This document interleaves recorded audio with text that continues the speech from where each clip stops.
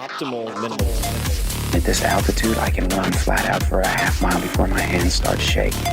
Can I answer your personal question? Now would seem an appropriate time. What if I did the opposite? I'm a cybernetic organism, living tissue over a metal endoskeleton.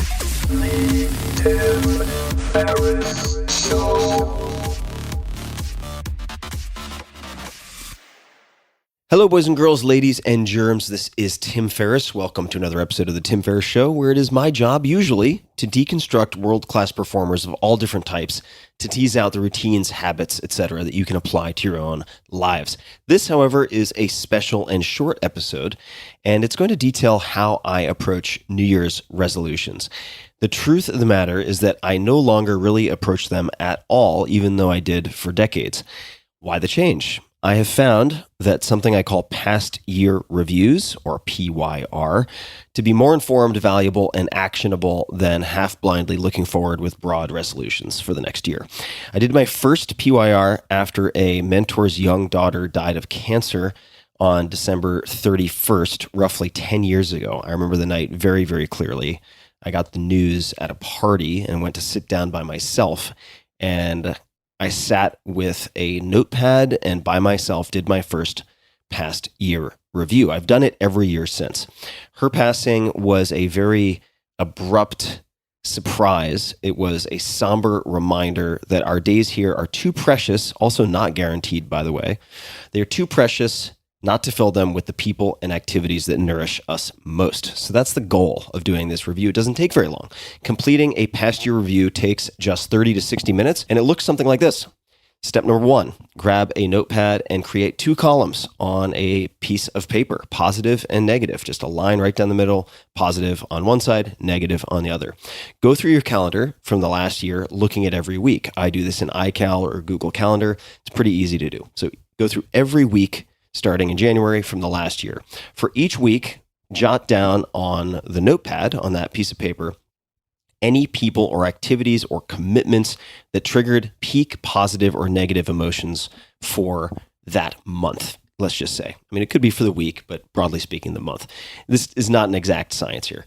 Put those things in their respective columns. So something that really, really bothered you, say sort of 9 out of 10 bothered you or 8 out of 10 bothered you, put that in the negative. 8 out of 10 positive, 9 out of 10, or 10 out of 10 positive, put that in the positive. Step number four, once you've gone through the past year, look at your notepad list and ask, what 20% of each column produced the most reliable or powerful peaks? So you're doing an 80-20 analysis then of each of these columns that you'll have, positive and negative, to try to identify what is really producing disproportionately the most benefits and the most stress or negativity or, well, let's just call it challenging emotions, perhaps, if you want to put it that way. Then step 5, based on the answers, again, the question that we just answered is what 20% of each column produced the most reliable or powerful peaks.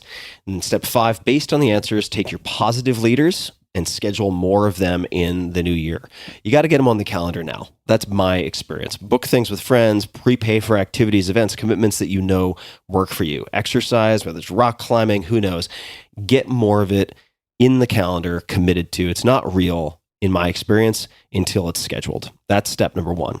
Step number 2 is to take your negative leaders and create a not to-do list. At the top, right? So circle those things, put them somewhere that you can see them each morning for the first few weeks of 2022 in this case, although it certainly can be used for any year. These are the people and things you know make you miserable or unhappy or stressed out. So don't put them on your calendar out of obligation, guilt, FOMO, or other nonsense. These are the things to avoid. And that's it. That is it. If you try it, please let me know how it goes.